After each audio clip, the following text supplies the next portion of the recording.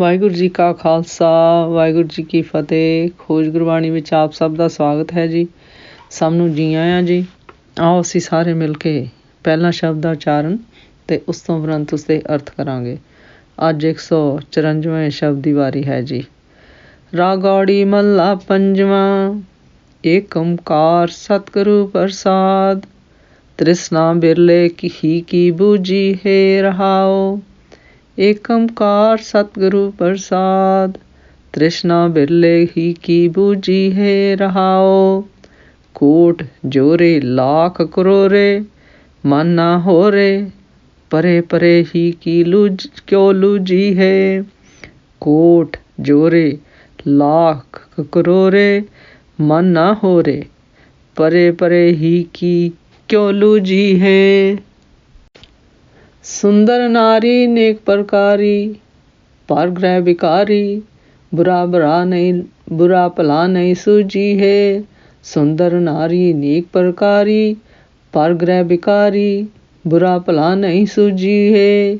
ਨੇਕ ਬੰਧਨ ਮਾਇਆ ਭਰਮਤ ਭਰਮਾਇਆ, ਗੁਣ ਨਿਤ ਨਹੀਂ ਗਾਇਆ, ਮਨ ਵਿਖੇ ਹੀ ਮੈਂ ਲੂਝੀ ਹੈ। ਅਨੇਕ ਬੰਧਨ ਮਾਇਆ ਭਰਮਤ ਭਰਮਾਇਆ, ਗੁਣ ਨਿਤ ਨਹੀਂ ਗਾਇਆ, ਮਨ ਵਿਖੇ ਹੀ ਮੈਂ ਲੂਝੀ ਹੈ। ਜਾ ਕੋ ਰੇ ਕਿਰਪਾ ਕਰੇ, ਜੀਵਤ ਸੋਈ ਮਰੇ, ਸਾਧ ਸੰਗ ਮਾਇਆ ਤਰੇ, ਨਾਨਕ ਸੋ ਜਨ ਦਰ ਹਰਿ ਸੀਜੀ ਹੈ।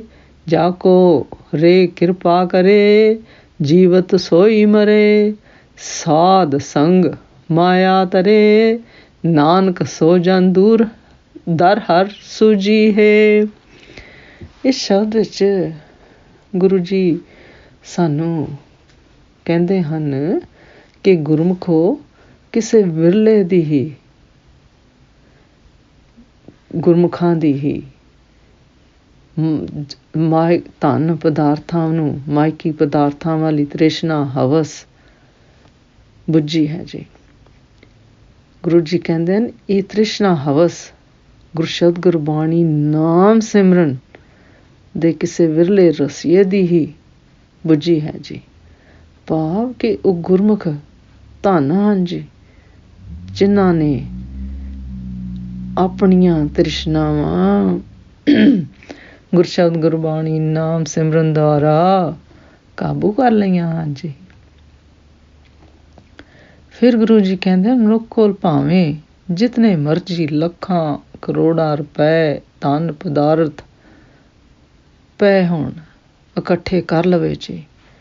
ਫਿਰ ਗੁਰੂ ਜੀ ਕਹਿੰਦੇ ਹਨ ਪਰ ਇਹ ਫਿਰ ਵੀ ਆਪਣੇ ਮਨ ਨੂੰ ਕਾਬੂ ਵਿੱਚ ਨਹੀਂ ਕਰਦਾ ਜੀ।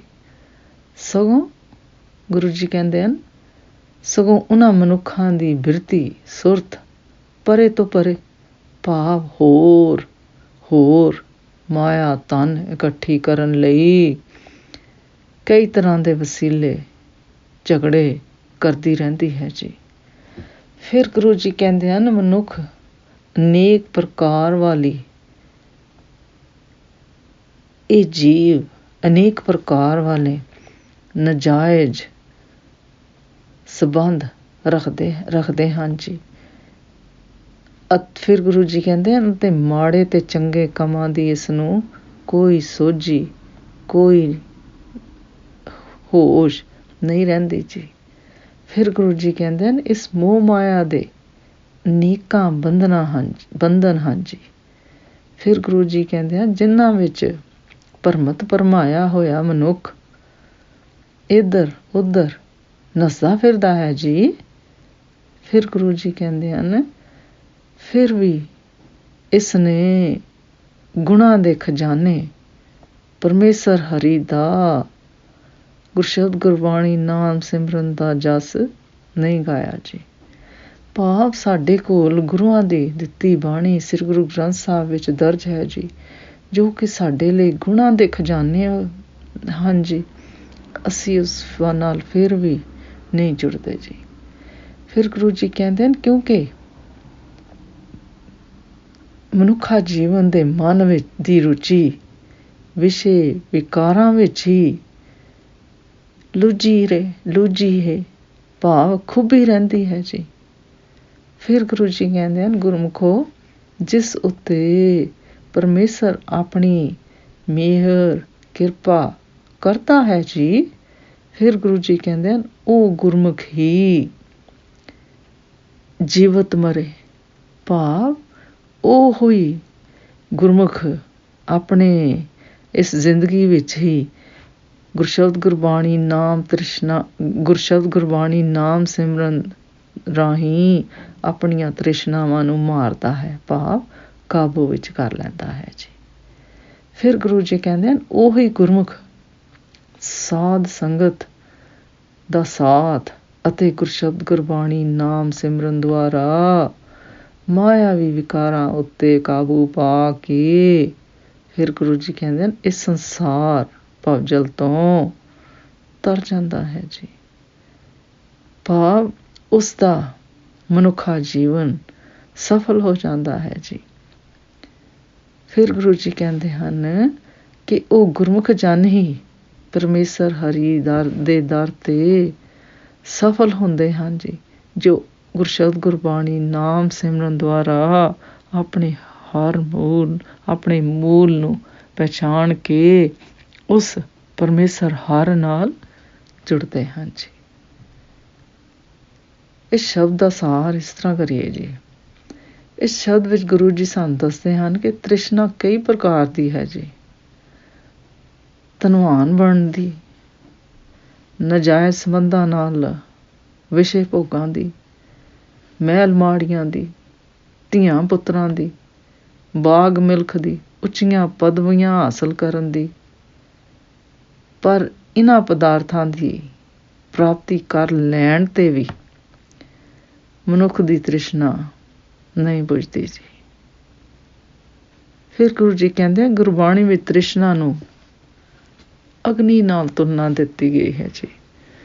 ਗੁਰੂ ਜੀ ਕਹਿੰਦੇ ਹਨ ਜਿਸ ਤਰ੍ਹਾਂ ਅੱਗ ਵਿੱਚ ਜਿੰਨਾ ਬਾਲਣ ਪਾਈਏ ਉਹ ਹੋਰ ਵੱਧਦੀ ਜਾਂਦੀ ਹੈ ਜੀ।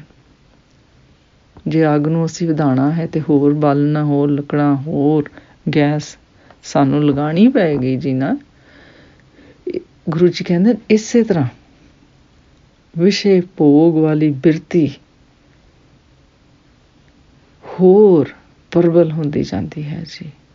ਇਸ ਨੂੰ ਸੰਤੁਸ਼ਟੀ ਨਹੀਂ ਹੁੰਦੀ ਜੀ। ਇਹ ਹੋਰ ਦੀ ਪਰੇ ਤੋਂ ਪਰੇ, ਜਿਸ ਤਰ੍ਹਾਂ ਇਸ ਸ਼ਬਦ ਦੀ ਇਸ ਪੰਕਤੀ ਵਿੱਚ ਗੁਰੂ ਜੀ ਕਹਿੰਦੇ ਹਨ ਪਰੇ ਪਰੇ ਹੀ ਕੋ ਲੂਜੀ ਹੈ, ਕਿ ਇਸ ਨੂੰ ਹੋਰ ਦੀ ਜ਼ਰੂਰਤ ਹੈ।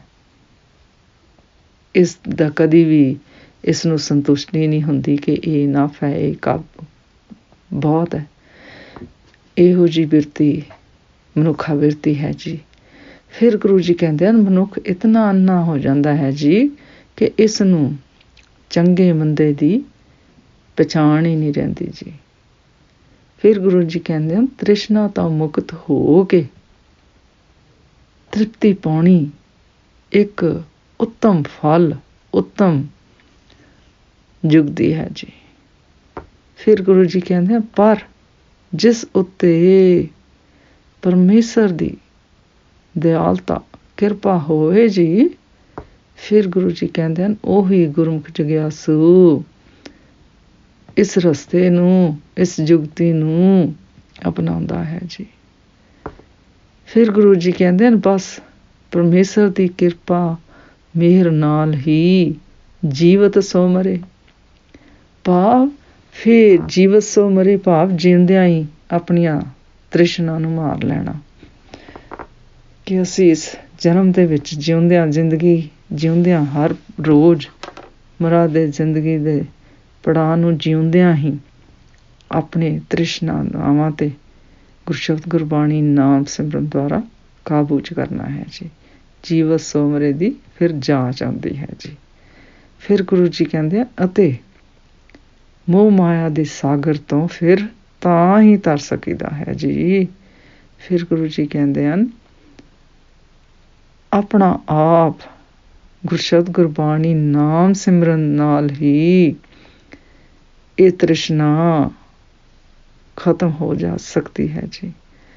ਫਿਰ ਗੁਰੂ ਜੀ ਕਹਿੰਦੇ ਹਨ ਹੋਰ ਕੋਈ ਇਸ ਦਾ ਦਰਮਲ ਦਾਰੂ ਦਵਾਈ ਨਹੀਂ ਹੈ ਜੀ। ਫਿਰ ਗੁਰੂ ਜੀ ਕਹਿੰਦੇ ਹਨ ਇਸ ਤ੍ਰਿਸ਼ਨਾ ਦੇ ਰੋਗ ਨੂੰ ਦੂਰ ਕਿਸੇ ਹੋਰ ਤਰੀਕੇ ਨਾਲ ਨਹੀਂ ਕਰ ਸਕੀਦਾ ਜੀ। ਫਿਰ ਗੁਰੂ ਜੀ ਕਹਿੰਦਾ ਤ੍ਰਿਸ਼ਨਾ ਪਰਮੇਸ਼ਰ ਦਾ ਗੁਰਸ਼ਬਦ ਗੁਰਬਾਣੀ ਨਾਮ ਸਿਮਰਨ ਕੀਤਿਆਂ ਹੀ ਖਤਮ ਹੁੰਦੀ ਹੈ ਜੀ, ਮੁੱਕਦੀ ਹੈ ਜੀ, ਕਾਬੂ ਵਿੱਚ ਆ ਜਾਂਦੀ ਹੈ ਜੀ। ਅਤੇ ਸਾਨੂੰ ਆਪਣੇ ਅਸਲ ਮਨੁੱਖਾ ਜੀਵਨ ਦੇ ਸੋਝੀ ਹੁੰਦੀ ਹੈ ਜੀ ਕਿ ਅਸੀਂ ਆਪਣੇ ਮੂਲ ਨੂੰ ਪਹਿਚਾਣ ਕੇ ਗੁਰਸ਼ਬਦ ਗੁਰਬਾਣੀ ਨਾਮ ਸਿਮਰਨ ਦੁਆਰਾ ਉਸ ਪਰਮੇਸ਼ਰ ਨਾਲ ਹਰ ਮੂਲ ਨਾਲ ਜੁੜਨਾ ਹੈ ਜੀ।